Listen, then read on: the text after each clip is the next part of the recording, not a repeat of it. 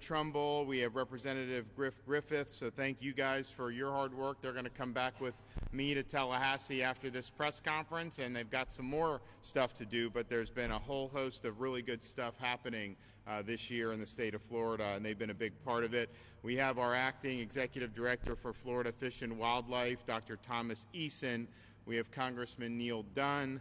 We have some captains, Kevin Lawley, Justin Leak.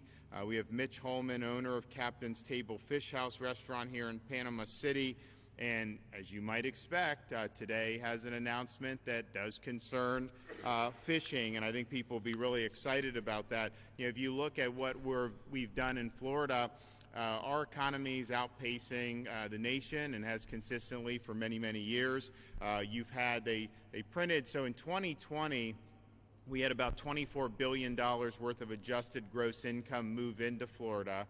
The next closest state was Texas. I think they had about $6.5 billion. California and New York were losing 17, 18, 19 billion. 2021, we had, I think the number's 38 billion adjusted gross income move into the state of Florida, and other states were hemorrhaging. Texas was number 2. I think they were 9 or 10 billion. So we are clearly the place to be. People are seeing that. They're voting with their feet. They're voting with their pocketbook. And yes, some of it is moving to Florida, but also if you look at the visitation and look at how people have wanted to come here just to vacation like never before, it's been really, really good. You know, part of the reason why we're successful is we offer a lot of different things. We're proud of being the fishing capital of the United States. We're proud of being the boating capital of the United States. And when people come here, that's a big reason why they want to do it.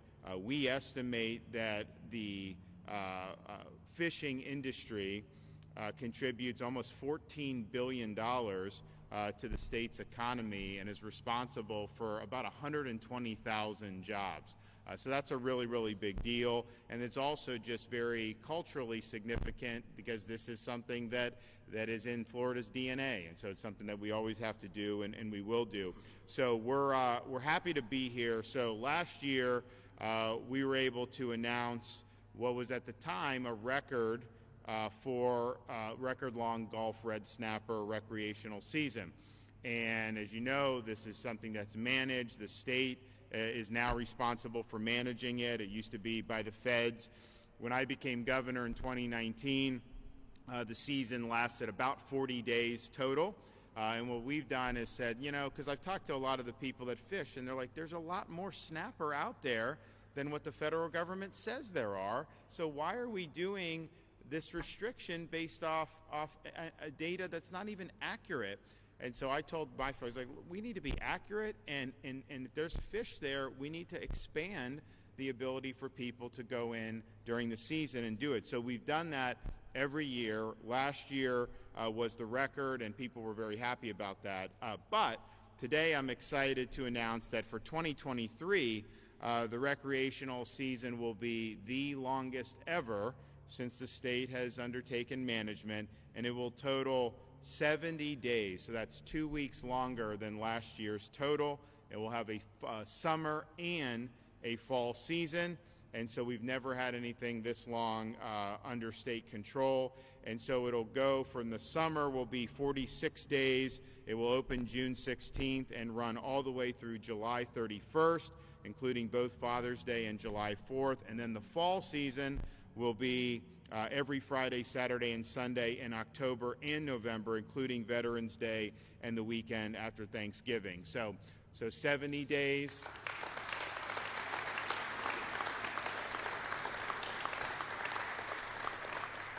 So 70 days is great. And look, this is something that that feeds into the economy and the restaurants, all that.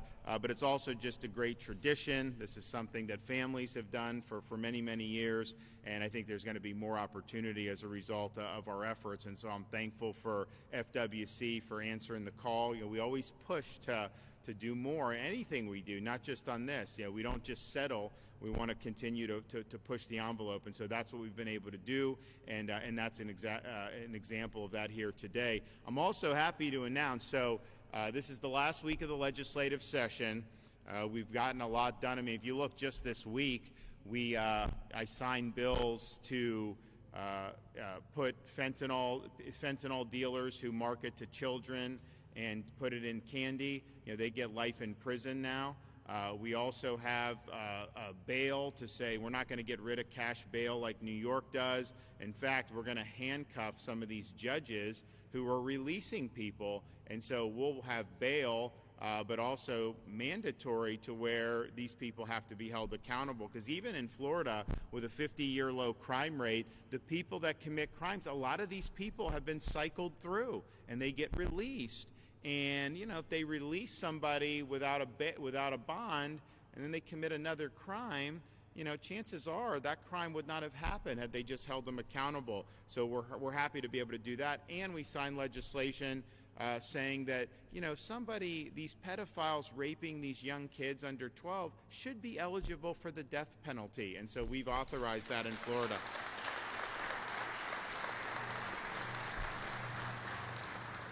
Tuesday, I was able to sign the most sweeping set of reforms to crack down on this whole concept of ESG. They call it environment, social governance.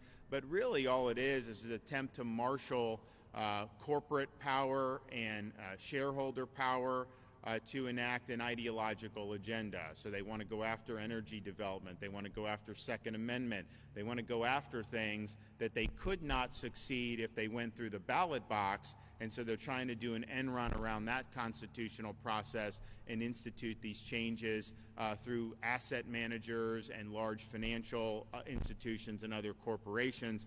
And so we think that that's a threat to freedom here in the state of Florida. So what we've done is say our pension fund is going to be invested, and we've got, I guess actually more recent weeks the market's done better. Didn't do very well last year, but we've got $185 billion, gotten close to $200 billion state pension fund, and that needs to be invested based on what returns the most value for the beneficiaries. It should not be invested based on somebody's political agenda, and so we've kneecapped ESG in our pension.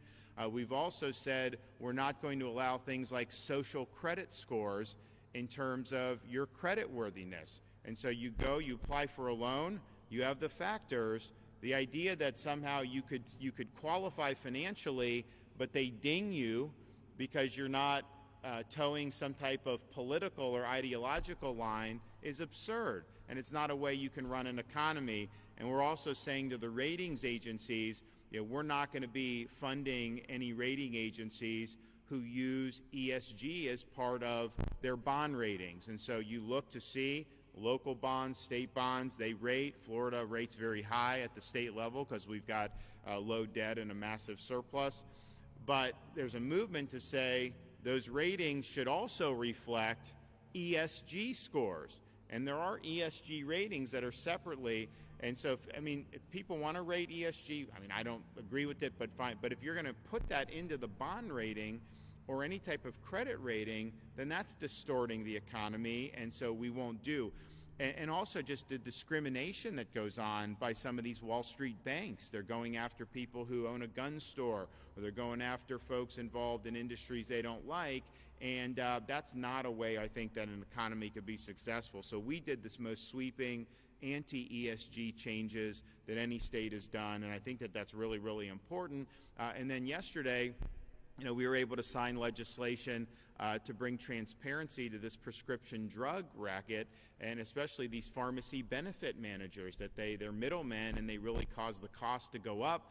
They hurt consumers, and it hurts our local pharmacists with some of the things that they do. They'll sometimes will charge a copay to the customer that's higher than the cost of the drug itself.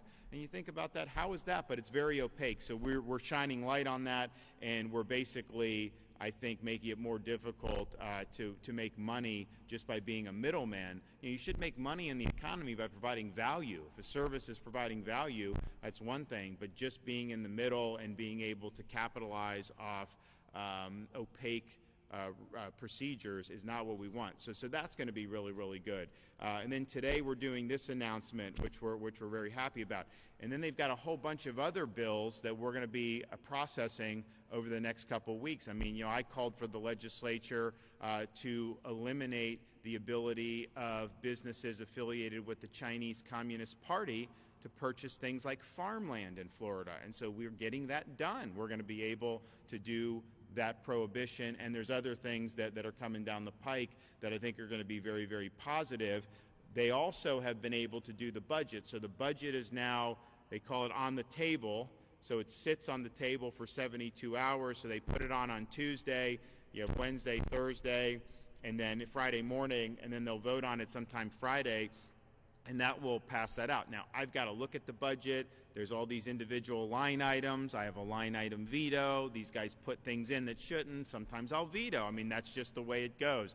You know, last year we vetoed about 3% of the overall budget. We did $3.3 billion, and the budget was $109 billion. So, but I don't think we'll have to do that much this year. But you never know. You will see some veto. These guys don't like to hear that, but there will be some. However, there are things in the budget that I've seen that I know that we will obviously support. And one of the things that is there is the legislature has allocated $17 million to support continued restoration efforts of the oyster habitat in Apalachicola Bay.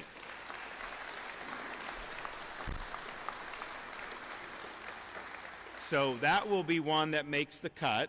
We understand how important that is, and we want to make sure that that the industry thrives and that people are able to enjoy. So that'll be good.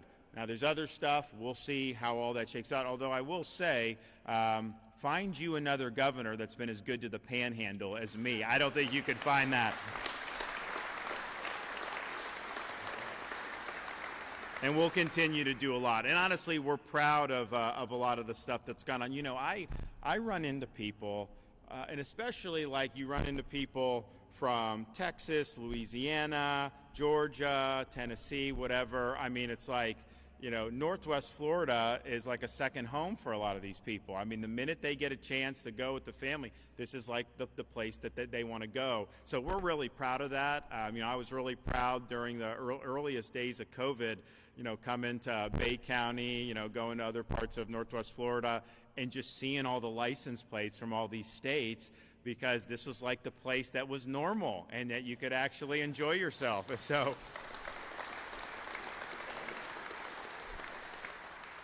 we know that there's the secret is definitely out. People are looking at this part of the state more than ever, and understandably so. There's a lot to offer. It's a great place to be, great place to visit, great place to raise a family, and an even better place now to do red snapper. So we're proud of that. So we're going to hear from a couple folks. So we've got our FWC Acting Director, Thomas Eason. Why don't you come up?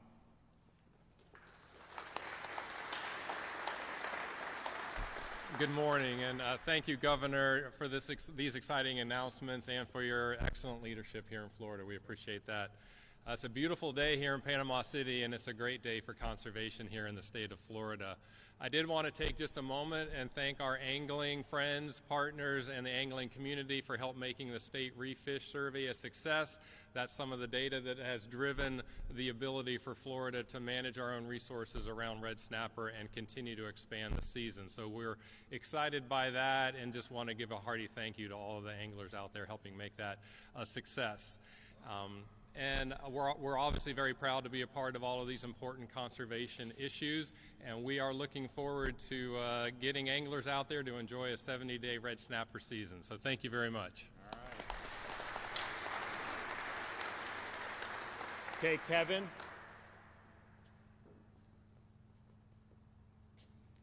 So good morning. I'm Captain Kevin Lawley. I'm local charter captain here in Panama City. And I was born and raised in Apalachicola. So with that being said, on behalf of myself and the residents of Franklin County and Apalachicola, I want to thank Governor for the $17 million for the oyster restoration project. That's going to be a really big deal for the industry, and we certainly appreciate it. Also, thank you for the extended red snapper season. It's going to be a great year for Florida and all of our visitors. So thank you. All right. Okay, Justin. I'm Captain Justin Leake, and I host Chasing the Sun TV. I'm a member of Captains for Clean Water, and I'm also a fishing guide here in Panama City. And we just want to thank you for really using good leadership, good data to create the longest snapper season yet. That is one of the biggest economic drivers in this area. If you're not familiar with Panama City, I've named this the red snapper capital of the world on one of our shows. But really the whole Florida Panhandle is. It's one of the biggest economic drivers here. And when you give us a season like this, it is a big economic boost, not just for charter boats. Again, this is a recreational season. And because of that, you see these dry storage marinas, they're all full of boats. Every dealer in the Panhandle is setting record sales numbers. The hotels, just the tourism industry altogether benefits so much from this, and it's all because we're taking good leadership, good information, and you're making it as accessible as possible for everyone, not just one sector here. We're talking about this is available to everyone, so we want to thank you for that. Yeah, absolutely. All right, Mitch. Thank you, Governor. Mitch Holman, Captain's Table Fish House Restaurant in St. Andrews, and snappers are a big deal. We love to do a hook and cook.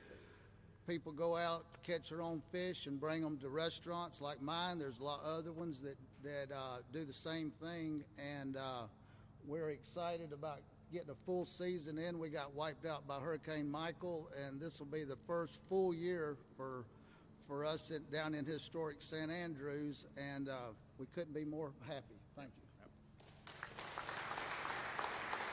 Okay, Neil Dunn.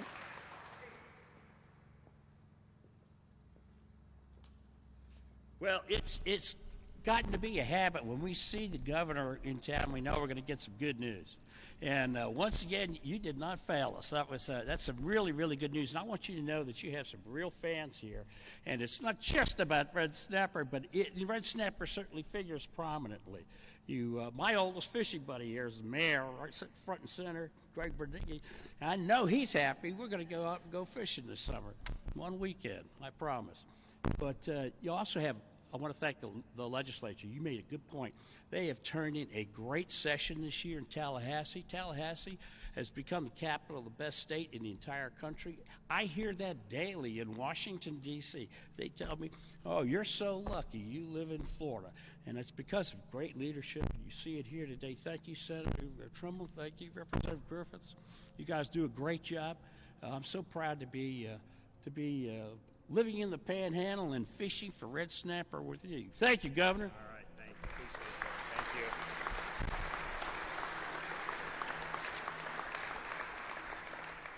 So we're excited for today's announcement. We're also just tell you, buckle up over the next days and weeks. There'll be a lot of good stuff that we'll be highlighting based off what we've been able to do working with the legislature. And you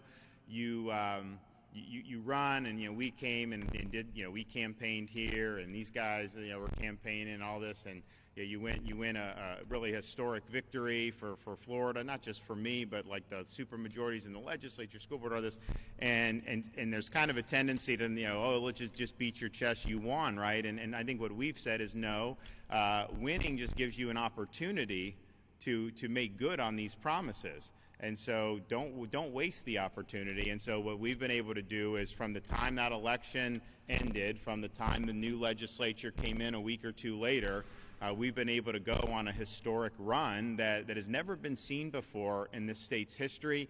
And I guarantee you put us up against any state, in modern times, and I don't think you're going to see the productivity and the boldness that you have seen in Florida across the board. We were proud of what we did in the first term, worked with the legislature, did a lot of great stuff. But this one is taking it to a new level. We've done 2 special sessions since the election.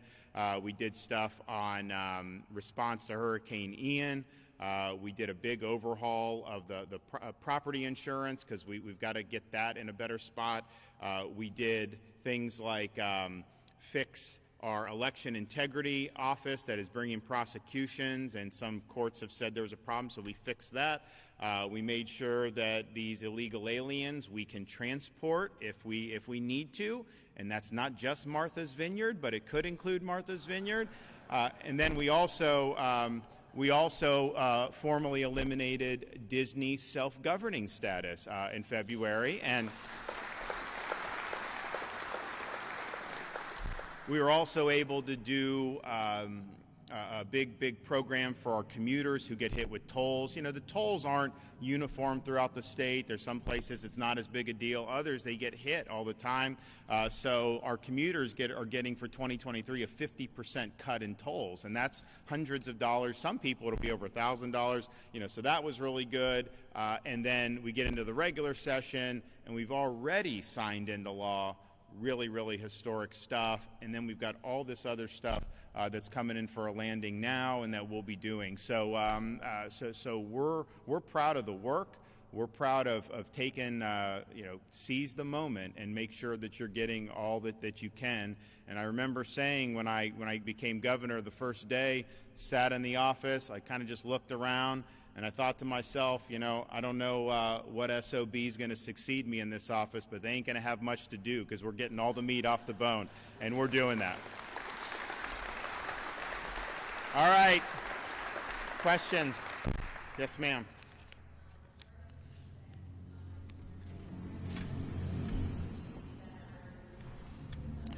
So the issue on the death warrants is we did it when I came in. Then we had a case that got into court, and then someone else claimed that they did it, and this, and it just took time. And I was in a situation where I thought that the guy on death row was guilty, but I also thought, you know, the public has to have confidence in this. So that kind of took time. Then we had like COVID and some other stuff. So it kind of got on the it slid a little bit because of those two factors. So then we said, okay, we got to get back on. The problem is last year we didn't want to do it thinking like, oh, it's an election year and like we're trying to do that. So we said, let's just get through the election, and then so we're trying to get on a more normal pace with some of this. And the fella yesterday, committed really unspeakable crimes. He actually apologized to the victims, which a lot of these guys don't do. A lot of these guys, are very defiant about their atrocities. But it's a sad thing that has to happen. But I do believe when the families, the victims' families, have this situation, and it takes decades to get justice, that's wrong. And so we're doing what we can to make sure that the justice is not denied in these cases, and so we'll continue to do that. And unfortunately, there's some really bad apples that are sitting on death row, and this is the law of the land, and we're going to make sure that it's followed. Yes, sir.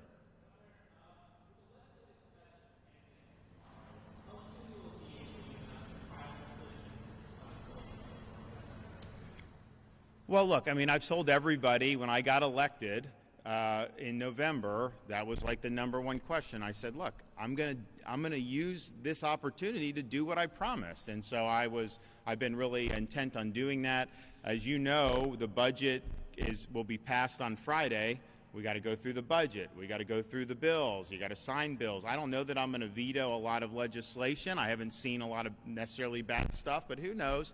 Yeah, you go through that. So that takes a little bit of time. But look, at the end of the day, these things will happen in relatively due course. I mean, the season is what it is. I mean, there's only so much time. But I think that so many people just didn't understand that you win an election and you need to do something with what you've done, and that should have been my focus, and that's what has been our focus. And I think of the things that we said we were going to do, I don't think there's anything that we haven't done And I think that we actually did even more than, certainly we've done more than what we even promised in the campaign.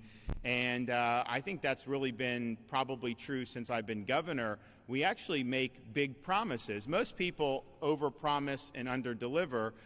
We make big promises, but then we exceed even that high bar. And I think that's what we've done throughout, but definitely with this legislative session. So it's exciting to be a part of it.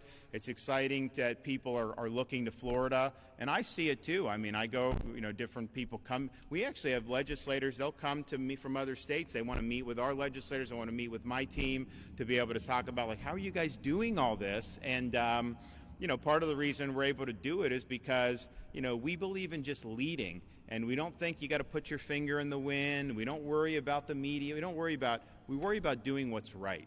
And when you do what's right and you stand for the right things, people got your back, and people want to see you succeed. And so that's what's ended up happening in Florida. But this will definitely be, I think, a marker in our state's history about, really, really delivering on really bold things. And what you'll see is the ESG stuff. You're going to see other states follow suit in terms of what we did there. You look at what we did with school choice. You're going to see other states follow what we did there. We've got a huge bill coming to my desk to crack down on illegal immigration. And that's really setting, I think, the standard for many places in this country as well. The China land grabs. I think ours is the most ambitious bill in the country because we're saying no land grabs of farmland, but also no land grab near military bases or critical infrastructure. Why would we want the Chinese Communist Party and its affiliates to be purchasing this land in the state of Florida? We don't want it to happen. So we're standing up and doing something about it. And so on issue after issue, I think we've delivered in a really, really big way. And it's been a lot of work. These guys in the legislature have worked incredibly hard, and we've worked hard in our office to make sure that this is teed up there. Normally the last week of session, it's like frantic and like I'm on the phone haggling with like, oh, can we do? We're not having to do that. We're all on the same page. Everything's kind of been locked and loaded, and it's just bringing everything in for a nice, smooth landing. And so it's a good feeling.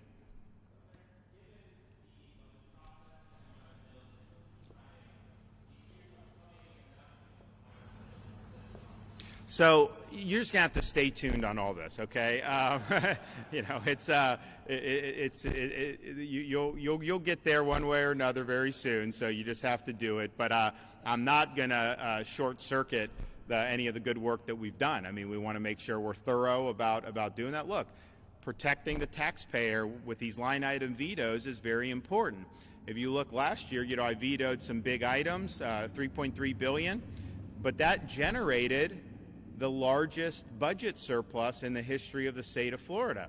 So now we're in a situation where we still have a large surplus, not as large as last year because we're doing massive tax cuts and we're doing a lot of infrastructure to accelerate things that we need, which I think is smart. But if there's things that aren't necessary, then you got to lean in on that. And I'd imagine Northwest Florida will probably do okay in that process, but there are some things that sometimes get put in there that shouldn't be. So we'll see. We'll see how it works out. All right, everybody. Great to be here. When's the Pepsi Gulf Coast Jam? Is that a couple weeks? What is that, a month? When's that coming? First week in June. So we're going to try to make it for that. That's a great one. So God bless everybody. Appreciate it.